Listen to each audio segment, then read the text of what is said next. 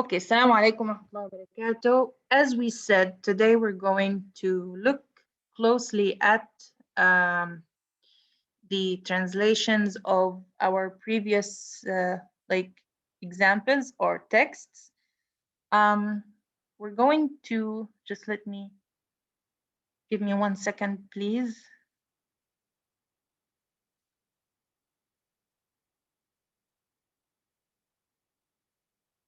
Just 1 second.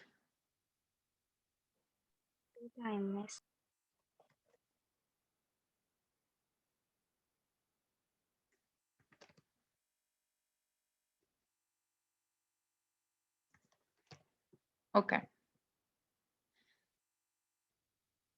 Share screen. So this was our first assignment. Can you see the document? We do, yes. Okay. So let's start with the title, A Glimpse of London. How did some of you translate this?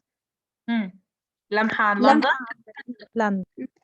Okay. لمحة عن لندن. Do we have other possibilities? نبذة تعريفية. نبذة عن لندن. نبذة, okay, excellent.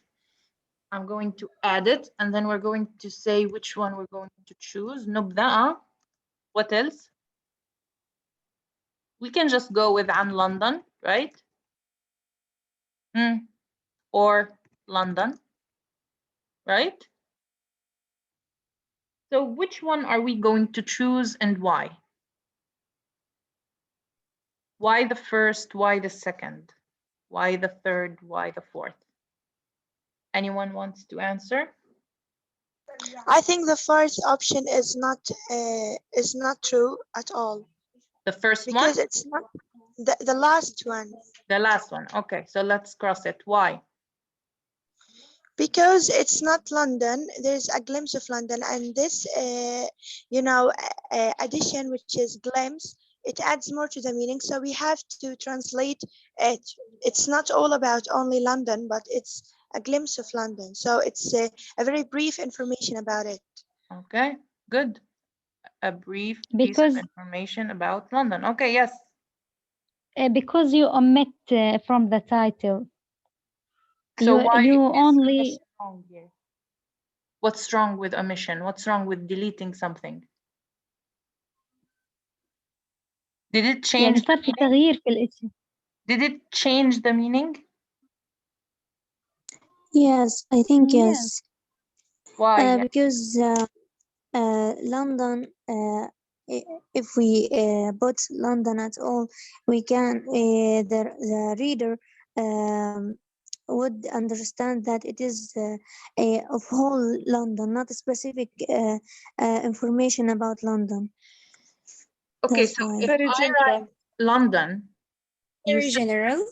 Like you say that the reader would think that it's everything about London. Is this accurate? Is this assumption accurate? If you read Palestine, do you as a reader expect that you will read everything about Palestine? No. Okay, so the argument... No, but at least you will be specific. You will be specific in the title to know the readers what about in the London. Okay. Miss?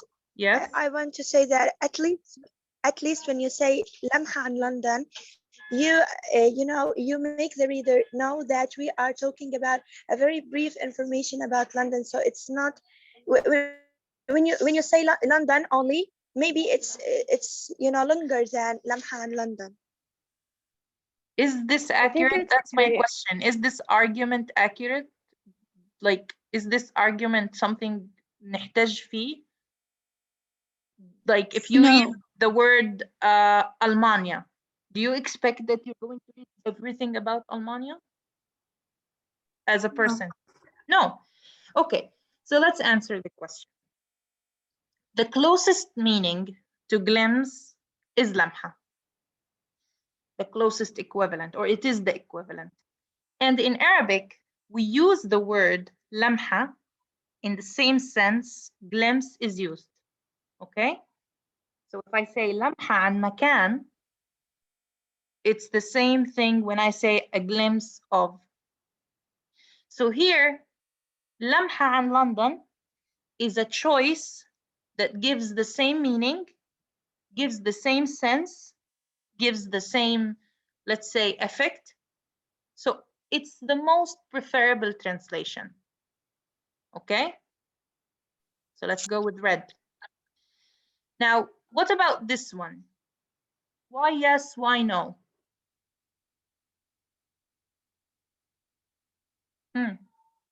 Why yes, why no?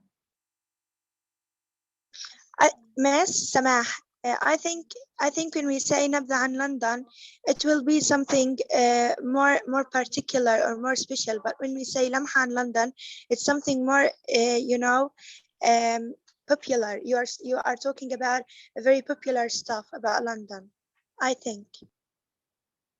Okay, what else? نبذة بتكون على الأشخاص persons. أيوة في حد بدأ يحكي؟ مين اللي بتحكي أنا. مع الأشخاص؟ لا مش. Yes. رزان؟ Yes. أوكي كملي، إيش يعني مع الأشخاص؟ كيف عرفتي أنا مع نبذة الأشخاص؟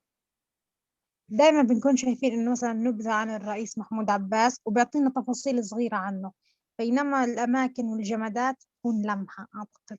طيب هذا الكلام اللي أنت أعطيتينا إياه، أعطيتيه بناء عن معرفة سابقة ولا رجعتي لمصدر؟ لا، معرفة سابقة إنه مر علي أكثر من مرة إنه نبذة بتكون عن الأشخاص بينما لمحة عن الأماكن وهيك. طب أنا مترجمة وبدي أختار بين نبذة أو نبذة تنتين أو لمحة، إيش بدي أعمل؟ أرجع لمصدر مثلا. The difference between لمحة I looked up ونبذة. the difference between لمحة and نبذة, right? Okay, so there is a difference between لمحة and نبذة. نبذة is basically a summary of something, okay? So if I say نبذة عن كتاب, I'm summarizing that particular book. Like, I'm sure you've heard of this, نبذة للقارئ. So what is نبذة للقارئ? It's like short details about the writer, the book, the story, and so on. لمحة is a glimpse. So here, the difference between the two relates to the effect and the meaning. So based on our linguistic scale, we choose لمحة because it gives the same sense and because it gives the same effect, the same meaning to the target audience, okay? While this one is awkward to the reader or the Arabic reader. Now, عن London and London, they make sense and they're correct as translations. Why? Because although something was lost, it wasn't essential to the text, it wasn't essential to the meaning. So this loss is understandable. Okay, again, it's understandable. And as long as it's understandable, then it's not a big deal. We can accept it, whether this one or this one. But again, we scale these three possibilities. I have three possibilities, لمحة عن London, or London. So as a translator here, I choose لمحة عن London because it makes more sense, because it fits, because it's correct, because it gives meaning, because it gives structure, it gives everything. Okay? Let's move to the actual text. وانتوا بتبعتوا مش هشوف الكلام المكتوب، فاللي بدها إشي عاجل ترفع إيدها، تمام؟ اللي عندها تعليق معين تكتبه وبعدين تحكي لي إياه، لأنه أنا بشرح ما بقدرش أتبع إني أشرح وأطلع على الكلام اللي بتبعتوه. أوكي، نتفق على ذلك. يا بترفع إيدك يعني الإشي ملح لدرجة إنك تقاطعيني، أو تكتبيه على ورقة إيش ما كان يكون وإيش ما يكون السياق، وبنحكي فيه في نهاية المحاضرة إن شاء الله. London is the capital of Great Britain. The full name of the country is the United Kingdom of Great Britain and Northern Ireland. Today, London is one of the largest cities in the world. First thing we notice about this, let's say, short article is that first it's talking about the city. The sentences are short. We're talking about the style here. The sentences are short, and there is no connection between these sentences. Now, if we're going to translate this into Arabic and use the same general style of disconnectedness, it won't make sense. And let me explain this. In English, these short sentences that are abruptly cut into simple sentences, they make sense in English. So if I read them, it makes sense. They're full sentences. And the repetition isn't always very clear. Like the words aren't like openly repeated. But in Arabic, if I'm going to use this style and keep it disconnected, it's going to lose an important element, which is its meaning. It won't make sense. So if here I repeat the same style, it's going to affect the meaning. So when something like this happens, I need, again, in my scale as a translator, I need to go in favor for, or to go for the meaning over the style, especially if the style isn't part of the meaning.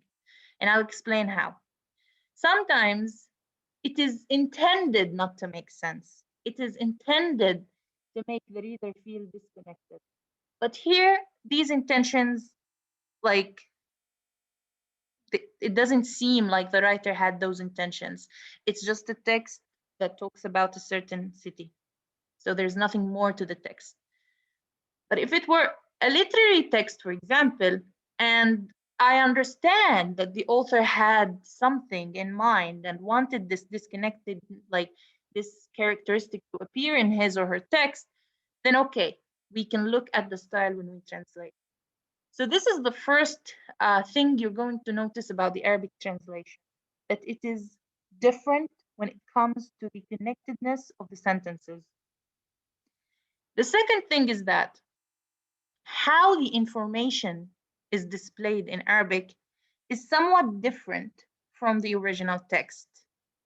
The arrangement of information differs, but the information is the same. And I always ask you to pay attention to this. Don't add meaning to the text. Don't take meaning from the text, but it is possible that you arrange things the way you want. Okay?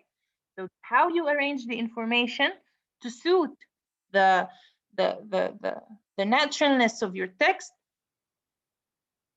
is okay.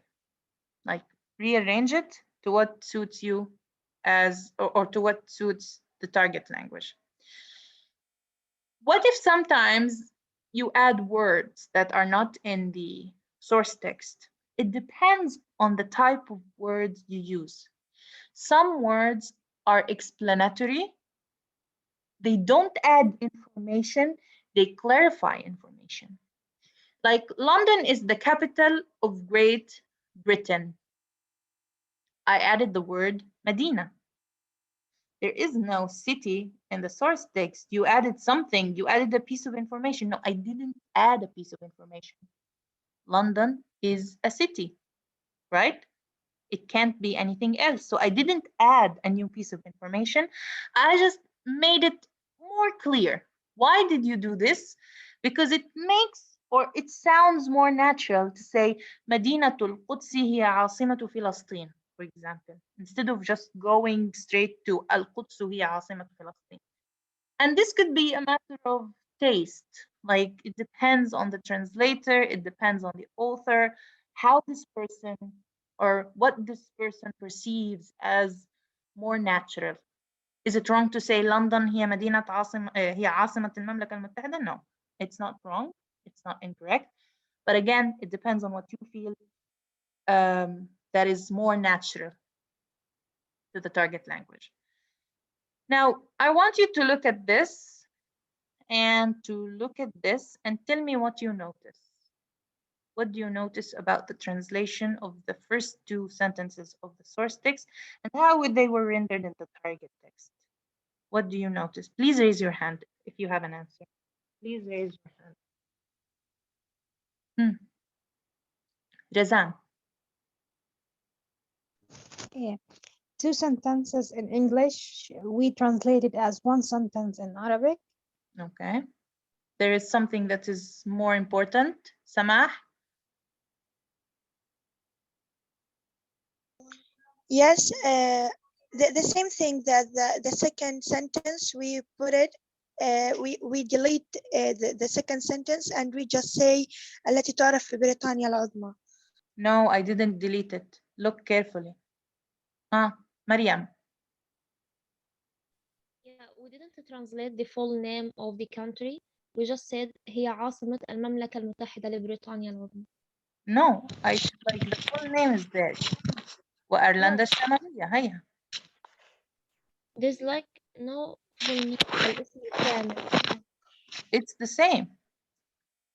So Rawan. Is it about the shortness and the length? No, it's about rearranging the information. So here the information started with Great Britain alone, indicating the full name. And here we switched them. So it is عاصمة المملكة المتحدة لبريطانيا العظمى وإيرلندا الشمالية التي تعرف ببريطانيا العظمى. So we basically used the full name first, and then we used the shorter name later. Why did we do this? Because it would have been awkward to say مدينة لندن هي عاصمة بريطانيا العظمى والتي أو واسمها الكامل so and so. No, you just go with the real name, and then you say, or you use the other shorter version of the name. So here again, it's about the arrangement of information. Did we change the meaning? Did we omit anything? No, we didn't. So we just rearranged the information in what feels more natural in the target language. Mariam, do you have a question? No. Okay, Rima, you're raising your hand. So Rima? Yes. Yeah. I want to say in the Arabic text, there's a connections between sentences, but in the English, no. There is Yes. not. There is disconnectedness here, and here it's more connected. Iman. Yes. I want to ask about the rearrangement. Yes. Can we just leave it as it is and write مدينة لندن هي عاصمة بريطانيا العظمى والتي تعرف بالمملكة المتحدة المملكة المتحدة يعني الاسم الثاني. Okay, there's a problem here. And التي تعرف ب is usually the shorter version, not the longer version. هي لا تعرف بالمملكة المتحدة لبريطانيا العظمى وإيرلندا الشمالية. هي تعرف ببريطانيا العظمى. يعني الناس لما بيحكوا عن بريطانيا بيقولوش المملكة المتحدة لبريطانيا العظمى وإيرلندا الشمالية. بيحكوا بريطانيا العظمى. فهي عشان هيك احنا بدينا في المعلومة الأساسية إنه هي إيش اسمها وحكينا كيف بتكنى، إيش هي كنيتها، إيش بيحكوا عنها. تمام؟ يعني مثلا زي كيف يعني أحكي لكم إيش في إشي يعني إيش المنطق أكثر؟ أقول هو أحمد عفوا هو أبو أسامة واسمه الكامل أنور محمد محمود البورنو مثلا. تمام؟ ولا أقول هو أنور محمد محمود البورنو المعروف أو المكنى بأبو أسامة. Which one makes more sense? The second Two one. sentence. The second. Second one. Okay. Let's Let's move move forward. البحث بالكامل برضو يعني بيكون فيها خلل. نعم. صح إنه لو قلنا حتى إنه وتسمى البلد بالكامل المملكة المتحدة لبريطانيا العظمى برضو بيكون في It خلل. doesn't make يعني sense. It lacks like there's no natural flow of words or of information. Okay. Today, London is one of the largest cities in the world. Its population is more than 7 million. Let's look at the translation. تعد لندن إحدى أكبر المدن عالمياً. Why didn't I translate the word today? Why didn't I say اليوم? لأنه كلمة يس تفضلي. كلمة تعد تدل على الاستمرارية، فهي مش today إنه اليوم هذا، لا بالضبط. بشكل عام في الأيام هاي today. بالضبط. Some words are in the source text as like they're there for explanation. They're explanatory. Like the word city, Medina, that we added to the target text. It's just explanatory. So sometimes the source text has an explanatory word that you don't need to translate. And sometimes the source text doesn't have an explanatory word that you need to add in the translation. So let's move forward. Its population is more than 7 million. Why would I say وعدد سكانها أكثر من, if I want to be literal, أكثر من 7 ملايين نسمة? When I have a verb in Arabic that indicates such increase. So sometimes you don't need to translate the word class as it is, and this is important, and we took this when we studied the strategies. It is not about using the same word class. So it may be an adverb or an adjective in the source text, but in the target text, it can change into a noun or a verb. So here, more than simply translated to ويزيد عدد سكانها عن 7 ملايين نسمة. London is situated on both sides of the Thames. There are 14 bridges across the Thames. Now, وتقع المدينة على ضفتي نهر التايمز فيصلهما 14 جسرا. لحظة. So what's wrong here? There's a mistake here.